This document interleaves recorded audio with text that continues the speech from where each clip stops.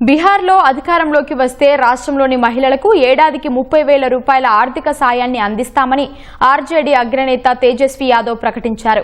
వచ్చే సంవత్సరం మకర సంక్రాంతి రోజున అంటే జనవరి 14న మై బహిన్ మాన్ యోజన పథకం కింద మహిళలకు ఈ నగదును వారి ఖాతాలకు బదిలీ చేస్తామని చెప్పారు. పట్నాలో ఏర్పాటు చేసిన విలేకరుల సమావేశంలో మాట్లాడిన తేజస్వి యాదవ్ పలు కీలక ప్రకటనలు చేశారు. కనీస మద్దతు ధరతో పాటు రైతులకు బోనస్గా క్వింటాలు వరికి 300 రూపాయలు, గోధుమలకు 400 రూపాయలకు చెల్లిస్తామన్నారు.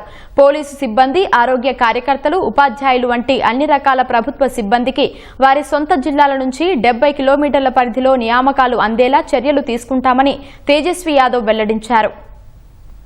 पूरा मूड जो है इस बार बदलाव का है, परिवर्तन का है और इस बार बिहार की जनता जो है 20 साल पुरानी जो सरकार चल रही है उसको उखाड़ फेंकने का काम करेगी। माँ बहनों के मांगों पर सरकार बनते ही 14 जनवरी मकर संक्रांति के दिन माँ बहन मान योजना के तहत पूरे 1 साल का 30,000 रुपया माता और बहनों के खाते में हम लोग डालने का काम करेंगे।